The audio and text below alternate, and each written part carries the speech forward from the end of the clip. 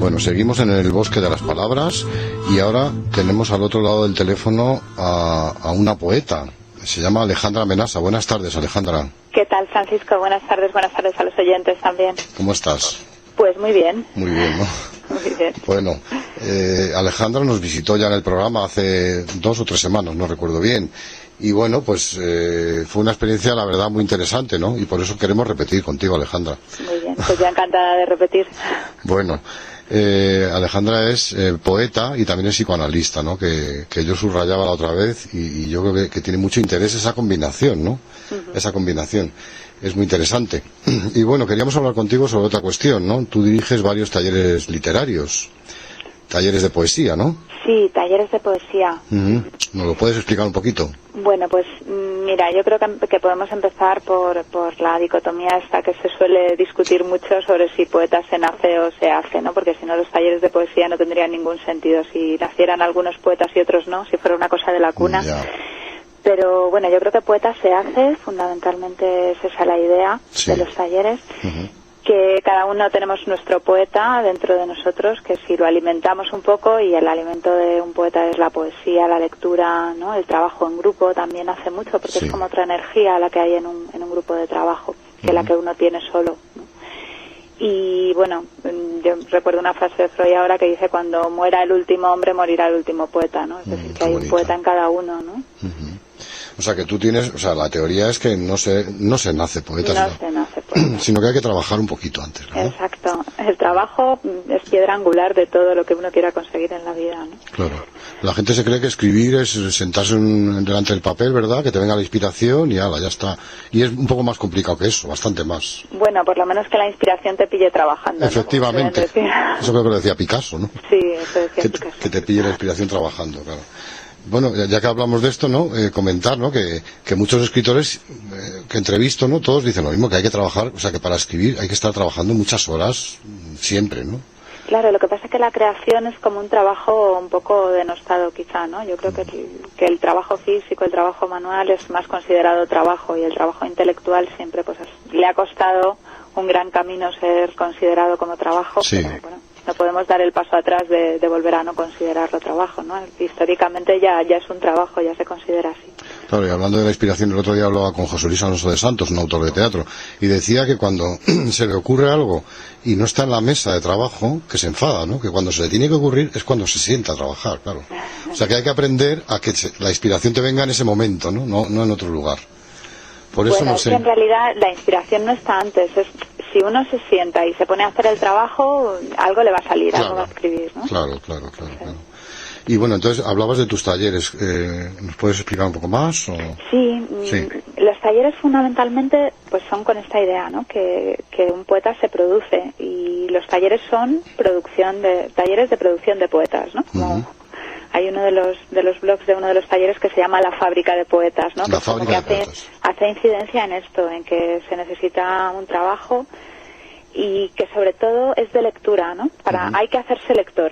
Para ser escritor primero hay que hacerse lector. Y Sí. no es fácil, o sea, leer no es pasar los ojos por encima del libro, ¿no? Claro. Es algo más, ¿no? Y por eso leer en grupo, interpretar los textos en el sentido de leerlos, de saber puntuarlos, de respetar dónde pone el poeta el punto, dónde pone la coma, que eso es muy importante, ¿no? Porque tiene otro sentido la frase, depende de dónde la puntúe, ¿no? Y bueno, fundamentalmente es un trabajo mucho de lectura, y después, bueno, se escribe, hay una tarea semanal que es un poema y una historia. Y entonces, bueno, los talleres tienen varios ciclos, ¿no? Hay un ciclo que son una serie de historias que tienen sus títulos: historias con el gobierno, historias con el periódico, historias con los poetas, historias con la vida, ¿no? Sí. Son una serie de historias que escriben todas las semanas los integrantes, y luego hay un poema, ¿no? Todas las semanas que se da un título para que trabajen ese poema, y luego pues se leen en el taller, se corrigen, ¿no? Y bueno, ese es un poco el trabajo que se hace en el taller, ¿no? Sobre todo de lectura de grandes poetas, porque ¿no? Ya. Uno tiene que leer a los grandes antes de escribir. Oye, y para ir a tus talleres, ¿qué hay que hacer? Pues nada, el que quiera venir puede llamar al 917581940 y ahí se anota y viene. Vale, oye, coger un bolígrafo, que lo vamos a repetir el teléfono. A ver, lo vamos a repetir. Son talleres de creación de poesía, ¿no? Talleres de poesía, sí. Luego también se escriben cartas, hay todo un momento que se trabaja el género epistólico epistolar, y las historias, o sea, prosas, pequeñas prosas, ¿no? Cuentos y... Ya. Pero bueno, es fundamentalmente poesía. A ver, repite el teléfono, por favor. A ver, el teléfono es 91 758 1940. Muy bien. Pues ya sabéis que ahí llaman, ¿no? Y se pueden apuntar al taller y ahí les explican los horarios y todo esto. Sí. Ya. Yo creo que lo interesante es que nosotros somos una escuela de poesía desde hace muchos años, ¿no? Y bueno, nos hemos formado todos con el director de la escuela, que es el poeta Miguel Menasa. Sí. Y de ahí pues han salido el resto de los coordinadores, que somos los que coordinamos varios talleres en la escuela, ¿no? Pero todos estamos formados con el doctor Menasa, y bueno, es un gran poeta, tiene más de 40 libros publicados de poesía. Fíjate. Y ahí estamos nosotros trabajando en esa senda, ¿no? De hacer en cada uno nuestro poeta, ¿no? De alimentar a nuestro poeta. Oye, mira, hoy hemos dedicado un trocito del programa a un asunto muy interesante, que son las enfermedades raras, ¿sabes? Y hemos hablado, tenemos aquí una invitada en el estudio, una chica que ha venido, que se llama Esther, y hemos hablado de estas enfermedades raras que tienen una incidencia muy baja, una prevalencia muy pequeña, y bueno, y la pregunta que te quiero hacer como poeta, ¿no? Es, ¿tú crees que la poesía también forma parte del tratamiento de muchas enfermedades? Bueno, eso es una pregunta que nos hacen mucho, y yo creo que no es que los grupos de poesía sean grupos terapéuticos, ¿no? La terapia es otra cosa y la poesía es otra cosa, no son dos cosas diferentes.